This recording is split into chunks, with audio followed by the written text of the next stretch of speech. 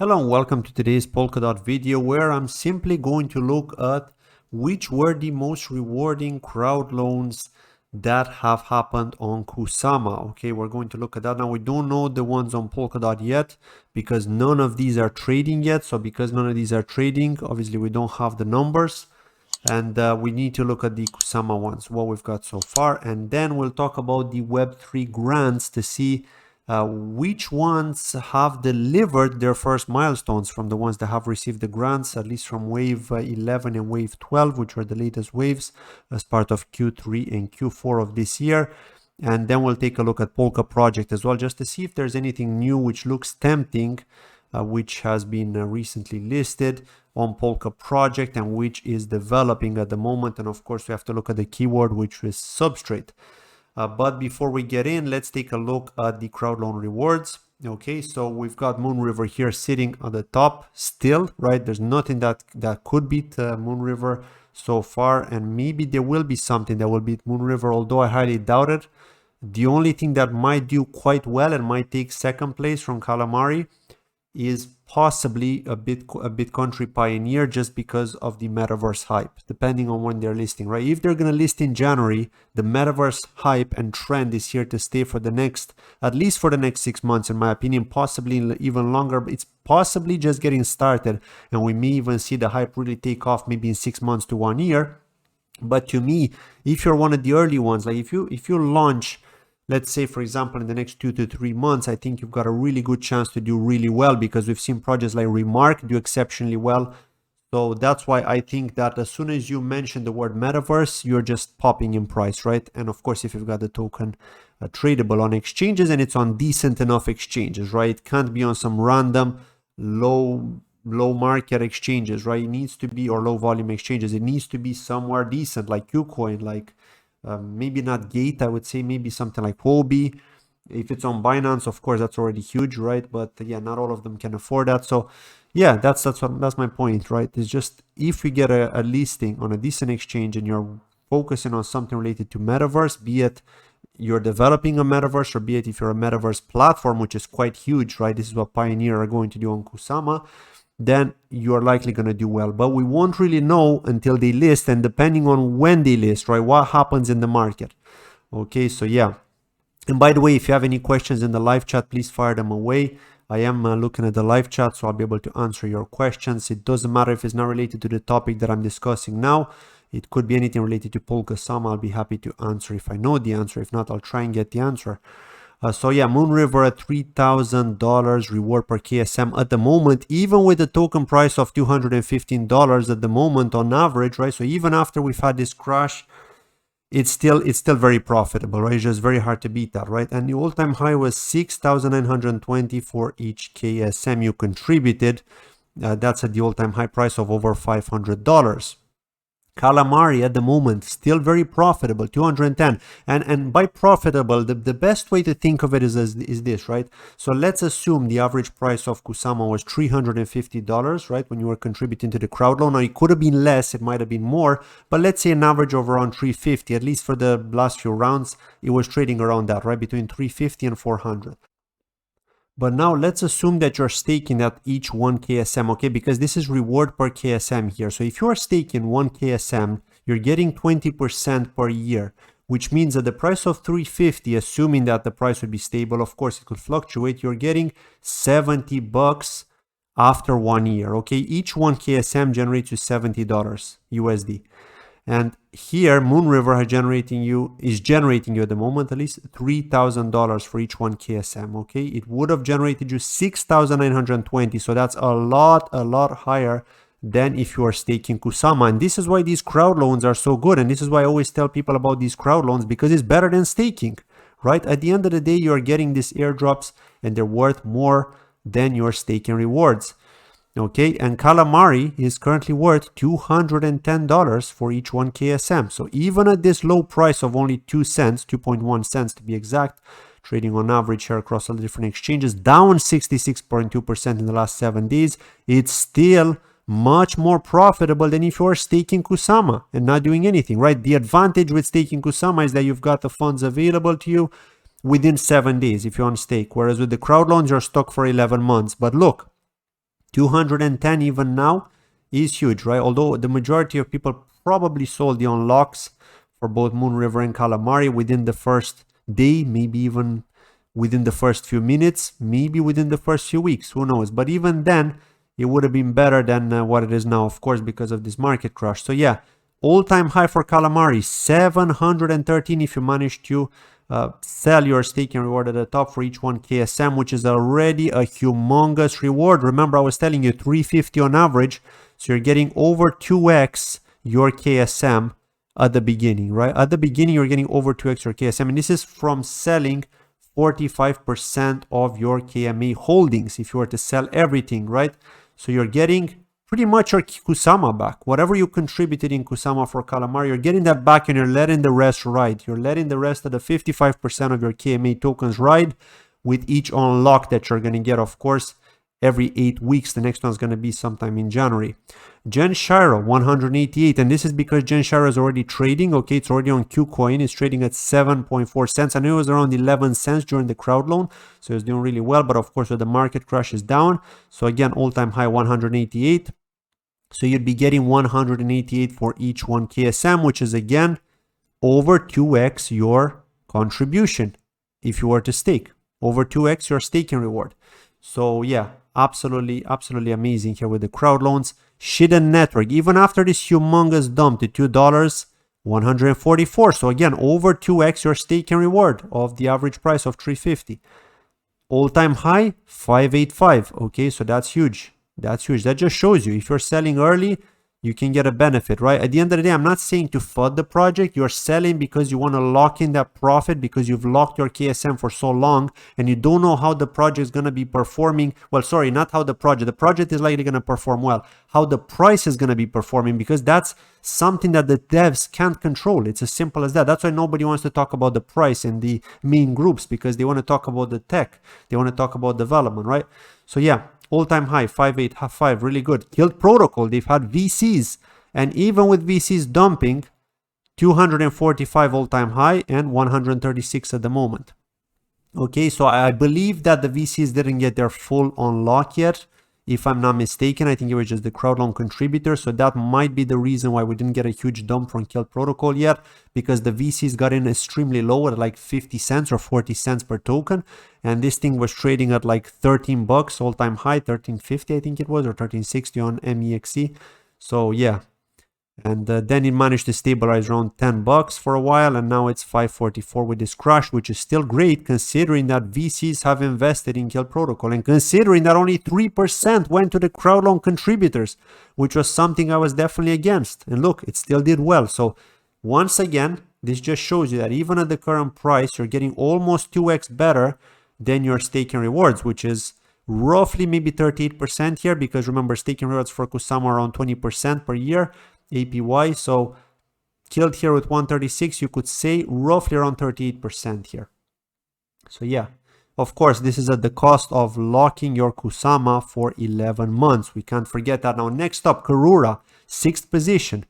Karura at the moment is doing quite bad, right? It's still better than the staking rewards, 89.32, but quite bad.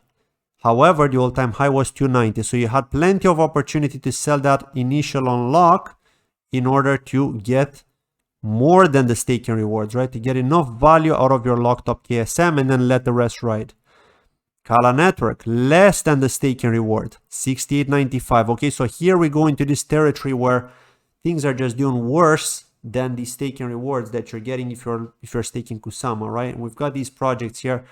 Kala Network, for example, 68.95. Bifrost, 51.48 at the moment. However, even these two, if we exclude the current market conditions, had you sold your Kala early, $209. Had you sold your Bifrost early, $135, which is still almost 2x your staking rewards. And remember, you got 50% unlocked at TGE. So you had plenty of time to get a lot of that profit out and let the rest ride. So yeah, I just wanted to quickly cover this part here just to let you know, and to kind of give you my thoughts on this as well, and then to basically explain to you why crowd loans are so important and why you should not be staking. Again, you can stake, it's up to you, right? But why I'm personally not staking, and I have contributed all of my Kusama to the crowd loans. Now, Before we continue on to talk about the grants and to talk about the Polka project, I'd just like to take a moment to thank today's video sponsors, Stablepool. So please watch the short clip and then I'll continue on with the rest. This video is sponsored by Stablepool, a universal liquidity provider for decentralized exchanges. It's currently got just over 89 million in total value locked, and what it does is it aggregates the liquidity from all the decentralized exchanges available in their partners list, which we'll take a look at a bit later. They have a feature which allows you to stake various cryptocurrencies on the Ethereum blockchain from a minimum of $100, as we can see in this image. Top ones being stablecoins, as they provide a protection against volatility and give you a lot better returns than if you're just holding your money in a bank savings account. I think a lot of people still don't realize that maybe they just don't understand nor feel technically comfortable to make the jump. This is why I think once there will be some brokers out there who will manage this for their customers, there will be more onboarding for stablecoin staking and also top cryptocurrency staking, which are safer for the long term and less volatile. They're also offering liquidity mining. Different pools of tokens are locked in smart contracts, and you can choose from a wide range of pools that you could wish to add liquidity to and get a percentage of the pool rewards. Now, to get to the partners, Pantera, Fenboshi Capital, and Arlington Capital have invested in Stablepool. You can also see a list of the DEXs that they support with the pools that are available on their website. The company is based in Tokyo, Japan, and you can get in touch with them if you would like some assurance. Also, if you want to check out their white paper, they've got two versions available, the English and Japanese one. If you want to check out Stablepool, the link can be found in the description of this video. Thank you for watching. Next up, let's talk about the Web3 Foundation and the different waves that they've got, right? And the waves represent the funding, right? Each wave is allocated to a specific quarter of a specific year. So we're now on wave 12. This is wave 11 from the third quarter. And the reason I'm looking at this is just to see how many of these projects that have received funding have actually delivered. So here you could see some of these have done their first delivery, right? But some of them have completed it too. So for example, this one, Canyon Labs, Permanent Decentralized Storage Phase 2. First delivery is ticked, completed is ticked. So that means that they've completed and they've met all the different criterias of the funding, right? So that's good. This is what we should be looking at here. Super Colony, the same. Open Brush, secure smart contract development on Ink. You could see they've done their first delivery and they've completed it. So these are the sort of stuff we need to look at to identify decent enough projects. Now, not all of these, most of these are technically focused, right? So they don't actually have a token. They don't, like, maybe they serve some specific purpose, helping developers, for example, you know, simplifying their life, because developing on Substrate using Rust is quite complicated. So a lot of these develop palettes and so on in order to make life easier. Also voting platforms, as you can see, off-chain voting platform here. NFT product analytics suite, they haven't delivered anything, right? But they got the funding. Wow Labs.marketplace, as you can see, they've delivered the first one, they've completed it as well. So they've delivered the first milestone. Purrun channels integration with GoPurrun, again, delivered the first milestone, completed. Decentralized game platform, Subgame Network. This is one that's actually running a crowd loan. You can see they've also received the grant. They've delivered the first milestone and also completed it. So they've received the full grant here from the Web3 Foundation. And you can find out more by going to the GitHub here. And you can see their delivery and basically if they've developed something, how recently have they made a code change and so on. This basically tells you if a project is active. Here with Wave 12, you could see the fourth quarter. These are the stuff that we've got now. A lot of these didn't actually complete them because they didn't have time, right? But they've done the first delivery. So these are the ones that you should maybe keep an eye on. For example, Light Entry, they've received the Web3 Foundation grant as well. They've created a project called Polka Sign-In where they requested a grant for. Maybe didn't have enough development funding, so they requested support from the Web3 Foundation in order to deliver this project, which is likely going to play an important role in Light Entry, which is running a crowd loan, by the way, on Polkadot. So yeah, this is one of them. Super Colony, they've delivered the first milestone here. OpenBrush secure smart contract development. Candle Auctions on Ink. Okay, delivered the first milestone. This one's not a project, it's just one dev here who's trying to do something. He requested funding. Helicon Labs, SubTV Telegram bot for Kusama and Polkadot. Cross-platform Rust toolkit for games. So you can see a lot of these are for developers to use. even this one here, decentralized and governed ICO platform. I mean, why would you need an ICO platform on Polkadot? But anyway. So yeah, this is just something that you could look at. Again, I'm going to post a link in the description of this video. A lot of these are not what they used to be in the past, because if we look further up here, you've got ones like Polka Music, for example. Manta Network had received funding, Game Power. A lot of these are more familiar, right? So a lot of these are actually, they've actually got a proper project with tokens, with an ecosystem, you know. So but yeah, now things have changed. Now things are not the same. It's mostly tech focused. So we'll have to see how things are going to be in the 13th wave in the first quarter of 2022. But I always like to keep an eye out on this just in case some specific gem comes out and I don't want to miss it, or I want to make sure I get in from the beginning, at least to find out what it's about and maybe to follow them early on. So this is a good idea to check this from time to time. At the beginning of every new quarter, they tend to update this page. So that's where you can track down to see who has submitted a request for funding, etc. Right? Just to get in early, basically. Maybe you can even get in at private sales sometimes.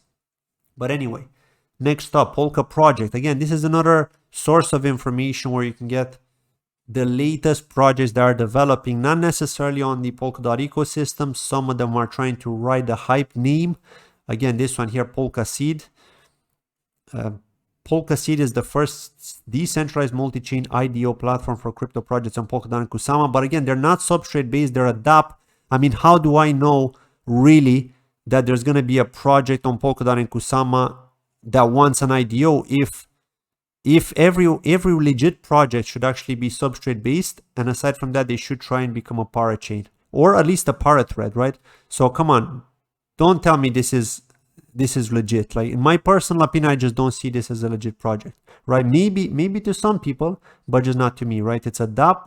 They're saying that they're doing this, right? But I don't know if it's legit, because if you don't want to become a parachain or a parathread on Polkadot, then it doesn't mean that you're actually really developing on Polkadot, in my opinion. Okay, so maybe it's a money grab. Maybe it's kind of like Polka, which was that project that what is it? KSM Starter and Polka Starter. Yeah, those two. The ones that are basically trying to ride the hype with Polkadot and Kusama, but are actually holding IDOs for projects on Ethereum, which doesn't make any sense to me, or on Binance Smart Chain. So yeah, what we should look at here is substrate based. So this one here, right? Revolutionizing live and on-demand streaming with innovative financial rewards, Polka Stream. So this is maybe something you want to look at because it's substrate based, just to see what it's about, right? Crypto Spells, right? It's not substrate based, popular blockchain card game in Japan, but I believe I've seen them as a dApp launch on Manta Network, right? They look familiar to me. I haven't looked into them. It's just, caught my attention here.